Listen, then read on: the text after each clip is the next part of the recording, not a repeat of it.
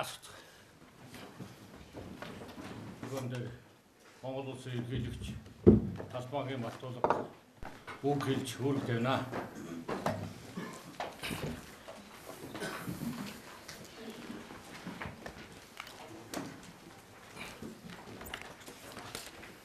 За ирхэм прокуроруудад энэ өдрийн амгалан айлтгая. Ингээд прокурорын байгууллагын удирдах ажлын зөвлөгөөнд 2 дахь удаага ирж байна. 1 жилийн өмнө яг энд тав хүнтэй хандаж өөрийн байр суурийг илэрхийлжсэн санаж байгаа гэж найдаж байна. За зарим үгээ бас дахин сануулъя гэж бодож байна.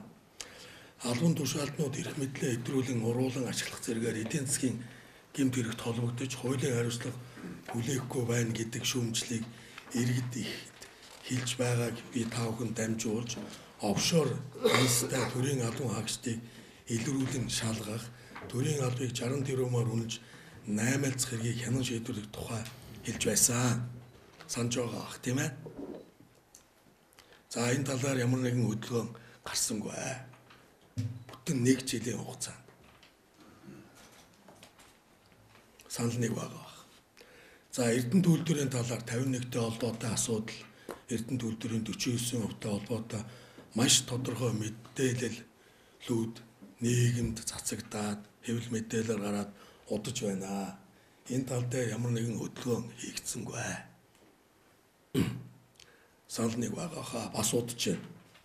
За мөн зоригийн амь насыг 9 зоригийн амь насыг өнөөсөн гэмт хэрэгтэй холбоотой маш олон буруутгал шинэ хардталд таамаг дахин нийгэмд харахж байгааг хандуулж иргэдийн хүлээтийг зөв болгох талаар тодорхой ажил хийгдсэнгүй.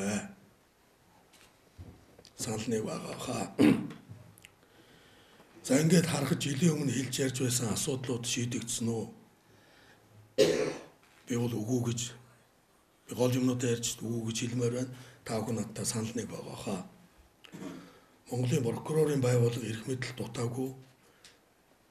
Гэтэл олонний анхаарал татсан албан тушаалын хэрэгүүдийг шийдвэрлэх асуудал мөн яригдсан. Прокурорын байгууллагатай танай ерөнхий прокурортой би хамтарч ажиллах тал дээр бол ерөнхийлөгч болсноос хойш маш их чармайн ажиллаж байгаа. Энэ дээр бол ерөнхий прокурор санал нэг байгаа. Тийм ээ? Хамтын ажиллагааг хэрэгжүүл энэ нийгэм тархсан том албан тушаалын хэрэгүүдийг илрүүлье гэдэг дээр бол өнөөдрийг хүртэл чармайн ажиллаж байгаа. Энэ тал дээр бол баримтуудыг ерөнхий прокурор ярих бах. За Монгол улсын ерөнхий прокурор эмийн хамгаалан жижиг дунд үйлдвэрлэлийг хөгжүүлэх сангаас зээл авсан улсын их хурлын гишүүд сайд нарын асуудлыг чуулганаар оруулах үедээ шудрыг бас энэ тангимаас эхлэх ёстой. Хаана байна тэр шудраг ёс гэж зарлж байсан нэг Монгол орондоо бид тэр харсан. Мөн асууж байсан. За би яг энэ тэр асуултыг энэ тангимд бас давтмаар байгаа юм. Ерөнхий прокурор юу гэх. Шудраг ёсыг та нар бас энэ тангимаас эхлүүлэх ёстой. Ийм үүрэгтэй, ийм тангарахтай, ийм мөрдөстэй хүмүүсээ. Санал нэг байгаа. За санал нэг байна гэж. За жижиг дунд үйлдвэртэй холбоотой бас нэг тодорхой асуудал нь бол ерөнхий прокурор оруулагч Б. Амгалан Баатар жижиг дунд үйлдвэрийн сангаас 2 жил дараалан зээл авцсан тогтоогцоо. Өөрөө хүлээсэ. Өнөөдөр ямар ч хариуцлага хүлээгүйгээр албан тушаалаа хашаад сууж байна. Ерөнхий прокурор нь бусдаа шудраг ёс нэг утга учир нь байна уу гэдэг иргэд их хурлын тангимд бас энийг жигжүүг ярилцж байна. Амгалан Баатар прокурор өөрөө энд сууж байна. Асуудал гарангууд би өөрөө дуудаж ирээд өөрт чинь шудраг ёс танаагаас эхлэнэ өөрөө ажиллаа өгөөд шалгуулад эргээд ажилдаа орж болно гэж өөрийн биеэр уулзч ярьжсэн тийм ээ. Санаж байна уу? Өргөдлөө өгөө. Харамсалтай тэр ажил болоогүй. Мөн жижиг дунд үйлдвэрийн зээл авсан улсын хурлын гишүүд ерөнхий прокурорын орлогч Амгалан Баатартай барьцаж байна гэдэг асуудлууд бас яригдж байна. За ерөнхий аудитор бас яг ийм асуудалтай холбогдсон. Тэгээ энэ шалтгаанаа өөрөө ярьсан албан тушаалаас чөлөөлөгдөөд ажлаа шалгуулж байгаа гих жишээд би бас сайн жишээг ярих гэж байгаа. За ерөнхийлөгчийн тамгын газар дээр ажилладаг хэвлэл мэдээллийн албаны дарга мөн жижиг дунд үйлдвэр хариуцсан гээд одоо зөвлөх, дорн тооны бус зөвлөгчсөн бас ажиллаа өгөөд энэ ажлаа бас шалгуулж байгаа. Би бас энэ жишээ яриад байл да. За ингээд хуулиа харахаар ерөнхий прокурорын тухай хуулийн 46-гийн 5 дугаар заалт байдаг юм байна. Улсын ерөнхий прокурор нь түүний орлогчийг эрүүгийн хэрэг үүсгэж яллагдагчаар татан шалгахтай холбогдуулан бүрэн эрхийн төдөлзүүлэх хэсэг асуудлыг эрх бүрхий байгууллагын саналыг үндэслэн Монгол улсын ерөнхийлөг шийдвэрлэдэг юм байна. Тэгэхээр та бүхэн ажил бас байгаа гэдгийг хуулиар заагаад өгсөн юм байна. За энийг одоо бас сануулах нь илүүц юм уу би мэдэхгүй байна. Тэгээд ер нь бол энэ орлогчийн асуудлыг шийдчихэж бид нар бас нийгэм рүүгээ гарахгүй болохгүй байна. Би бол өөртөө бол маш тодорхой ярьжсэн тийм ээ. За яг мэдээж тайлбар нь бол манай эхнэр авсан. Манай эхнэр бол жижиг дунд үйлдвэрийг одоо явдаг. Тэрийг л зүгээр шалгуулад тодорхой болгочихвол гэсэн санаа хэлээд байгаа юм л да. За урд нь бол яг энэ зээл миний үед чинь би хөдөө аж ахуйн сайд байсан. Яаж явдаг байсан бэ гэхээр жижиг дунд үйлдвэрийн сан банкар дамжиж явдаг байсан. Банкар дамжина гэдэг чинь банк өөрөө зээл өгч байгаа учраас тэр зээлийн эрсдлийг хаадаг байсан. За энэ хизээнээс алга болсон бай гэхээр жижиг дунд үйлдвэрийн сангийн зээлийг 2016 онд энэ би он сарын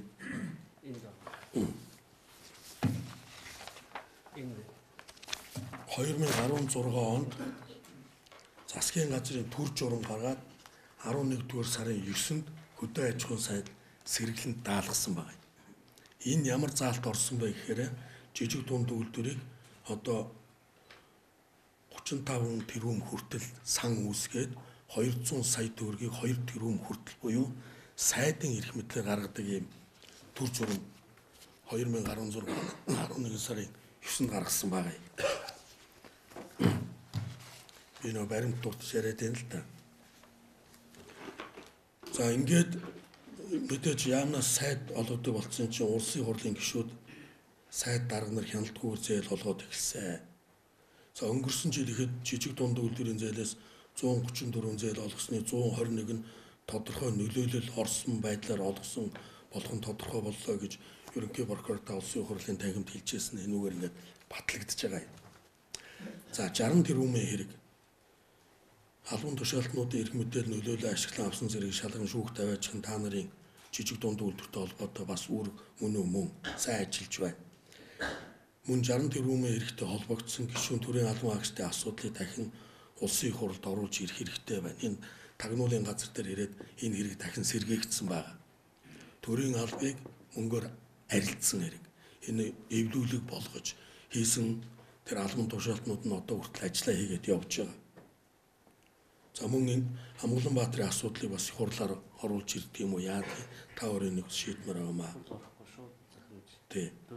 За хууль тэгш үйлчлэхгүй шударгаас эргэждгээс ард иргэд маш их бухимдалтай байна. Энийг бид нар бүгдээр харж байгаа. Иргэд бол зөвхөн шудраг ёсыг шаардж байна. Эрх баригчдаас шудраг ёс хариуцлага нэхэж жагсаж цуглаж байгаагаас хоол, цалин нэгж байгаа хүмүүс бол ярихдаггүй байна. За хууль тогтоогчид маргалдаад буруу хараад сууцгааж гисэн байгааг бид бүгд мэдж байгаа. Төрийн нэг чухал механизм гатсан. Нөхцөл байдлыг үнэлж үзээд улсын хурлын гишүүдийн олонгийн саналаар улсын хурлын даргыг чөлөөлдөг бол хуулийн заалтыг харахгүй их нь санаачилсан. Хилцэж ихсэн хэдэж батлах эсэх нь өнөөдөр бас тодорхойгүй л байна. Яагаад гэвэл энэ дээр дараагийн албан тушаал, дараагийн хурлын дарга, дараагийн сайд нар хэн тавигдах вэ гэдэг л хүчүүхэн энэ албан тушаалын хэрэг дээр энэ асуудлуудыг гацаагаад байгаа нь өнөөдөр бүгд мэддэг болсон. За бас нэг асуудал байна. Олон жил бид нар удаатай ярьлаа. Удаатай тэмцлээ. Олон зуун тэрбум төгрөгийг төсвөөс зарцуулсан. Энийг олон удаа ярьж байна. Удаагүй зуух гэх мэт тодорхой эзэнтэй.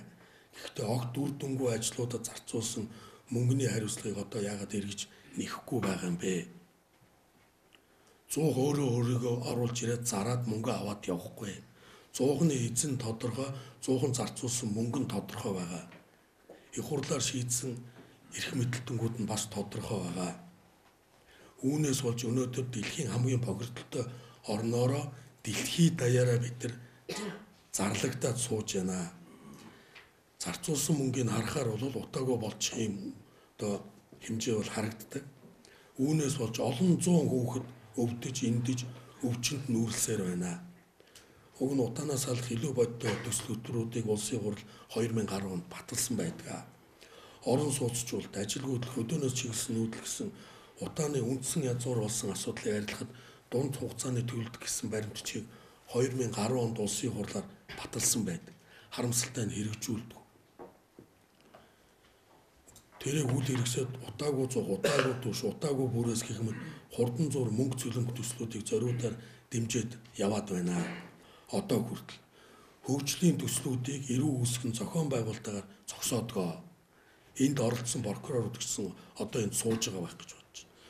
Хөгжлийн хөтөлбөрүүд гэдэгт юу хэлээд байна гэхээр би түрүү хэлсэн 2010 оны их хурлаар баталсан маш олон төслүүд байдаг. Төмөр замын яага гацаасан. Сайшаантын аж үйлдвэр буюу одоо баялгаа бид нар боловсруулдаг үйлдвэр барья гэхэд тэнд эрүү үсгээд аваачаад тэнд ажиллаж байсан хүмүүсийн шоронд аваачаа суулгаж байна.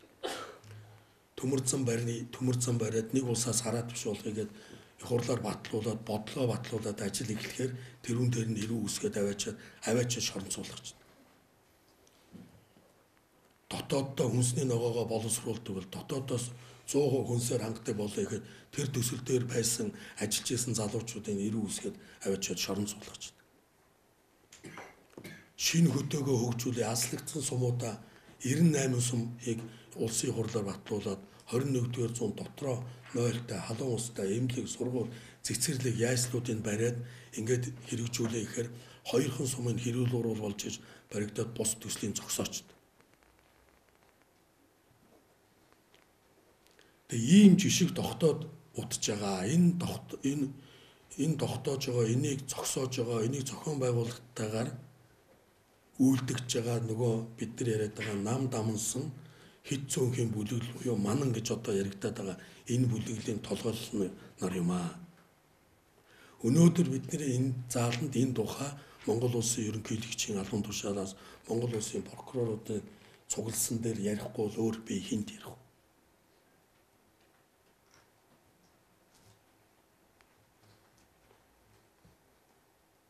Тэгээ энэ гацааж байгаа төслүүдийг цуурхал тараадаг. Тэр хэрэгтэй хуулийнхныг ашигладаг. Хуулийнхныг оролцуулдаг. Энэ явдлаас ч болоод шудраг усын хонгил гэдэг юм яригдаад дэмжигдээд яваад байгаамаа. Мэдээж энийг шалгаж хяндаг бол одоо хянаж байгаа прокурорууд одоо ч гэсэн албан тушаалтай байгаа гэдэг би сая хэллээ. Энэ дээр та нар тэмцээч. Энэ хүмүүсээ ил болгож гаргаач. Утаатай холбогдолтой асуудлыг би дахиж баримт үсгэсэн баримтуудыг одоо хүлээлгэж өгнө удахгүй. Энэ 7 хоног. Олон зуун хүүхдийн эрүүл мэнд, олон зуун одоо дутуу төрөлтүүд энэ үндэслэлийг юугаарч нөхөж болохгүй гэдгийг бид нар өөрсдөө мэдж байгаа. Би өнгөрсөн жилийн өмнө яг энийг дуудаад ярьжсэн. Та нар ач охинтой байх, ач хүүхдүүдтэй байх энэ асуудал бас нөлөөлж байгаа. Ингээд хордож байгаа, хохирж байгаа гэр бүл хүүхдүүдийн өмнөөс утаагаар хийсэн албан тушаалтангуудад хариуцлага тооц хүлээлгэж өгөх ёстой гэдэг дээр бол би хатуу зогсож байгаа. Дэмжгүй. Хэрэг одоо хөөн хил цугцаа дууссан ч гэдэг юм. Ийм тодорхой хэрэг дээр бид нар арга хэмжээ авахгүй бол ийм тодорхой бос хэрэгүүд бүр цаашаа явахгүй. Энэ бол улс орны ашгийг хөсөрдүүлсэн, дэлхийд дахинд Монгол улсыг муугаар харагдуулсан, муухайгаар харагдуулсан, улс орны хөгжлийг гацаасан ийм тодорхой бүлэглүүдийг би нэр зан хэлэх гэж байгаа юм. За дараагийн миний ярих нэг зүйл бол салхитын мөнгөний орд сүүлийн үед нэлээд шууган дэгдэгээд байгаа орд. Энэ ордыг өнөөдөр томоохон ордуудын газрын зураг дээрээс Монгол улсын газрын зураг дээрээс хайгаад олохгүй. Яагаад гэвэл энийг зориутаар юм уу зориутай бусаар юм уу тэмдэглэгдээгүй байгаа. Гэтэл 1983 онд улсын төсвөр хайгуул хийгээд одоогийн нөөцийн тогтоогчноор 500 сая доллартай тэнцэх алт мөнгөний орд байна. 83 онд хийгдсэн ордыг яриад байна шүү дээ. Нэг жишээ. 14 оноос хойш хөддрийн баяжмлыг гадагсан зөөсөө 14 оноос өнөөдөр хэдэн он 19 он л болж баяжмлыг хөлийн цаана боловсруулж мөнгө гаргаад буцаагаад бидэнд зардаг. Өөртөө байгаа өөрсдөө боловсруулж чадах мөнгөийг Монголын дарагчид дэлхийн зах зээлийн үнээр авч мөнгөн аяг зэрэгэ бид нар хийдэг. Ингээ би баримт авч ирж байгаа. Энэ бол салхитын мөнгөний ордноос одоо гарч байгаа ийм чулуу. Энэ чулууг тойрсон цагаан алт мөнгө ингээд байж байгаа. Ерөнхий прокурор өөрөө хар. Би тань тус харуулж ирсэн тийм ээ. Энэ ингээд хөдөр маягаараа гараад эргээд энэ бидний Монгол дарагчид бие биендээ бэлгэлдэг мөнгөн аягыг энэ мөнгөөр түүхийн эдийн үнээр татвараа нууж гаргаад эргээд олон улсын жишгээр ийм мөнгийг оруулж ирээд манай дарагчид бидэнд бинийг үйлдвэрлэдэг. Энэ нөгөө боловсруулах үйлдвэр гэж яриад байгаа чинь. Сайшаандын боловсруулах үйлдвэрийг явуулсан бол бид нар ядаж мөнгөн аягныхаа дарагчдыг энэ мөнгөөрөө ингэж хийгээд нэмүүрдэг ингэж шингэх байсан. Би одоо арга ядаад ийм жишээ ингэж ярьж байгаа юм. Ерөнхийлөгчөөрөө та нар ийм юм яриулаад сууж захтаа ч ичээд санаа зовох хэрэгтэй. 500 сая долларын нөөцийг 1983 онд олоо тогтооцсон байна. Тэр бүх бичиг баримтууд. За ордод хяналтаа тогтоосон гадны хөрөнгө оруулагчид гэж нэртэй хүмүүс нь юу хазаар хоорондоо маргалдаад муудалцсанаар энэ хэрэг илрээ цагдаад очисоо. Энд хяналт тавьсан прокурорууд одоо байгаа юу? Салхитын мөнгөний орд дээр. Баггүй. Өдөр төжилдэг бодог. За нөөц ашиглалтыгаа татвар 5% улс огт төлдөггүй. Нөөц ашигласны. Баяжмлыгаа агуулгыг дарж мэдүүлэх замаар татвараас үлэмж хэмжээгээр зайлсхийдэг. Энд дээр нөгөө хүмүүс ч бас оролцсон байгаа нөгөө бүлэглэлийн шүлжээнүүд. Гайлын мэдээ, татварын мэдээ хоёр зөрсөн учраас энэ хэрэг анзаарагдах болсон. Уурхаан гэрээд харуул хамгаалтын компани нийслэлийн шүүхийн шийдвэр гүйцэтгэлийн газрын дарга цог жавхлан гэгчийн хүүгийн өмчлөлт байдаг ийм компани байдаг.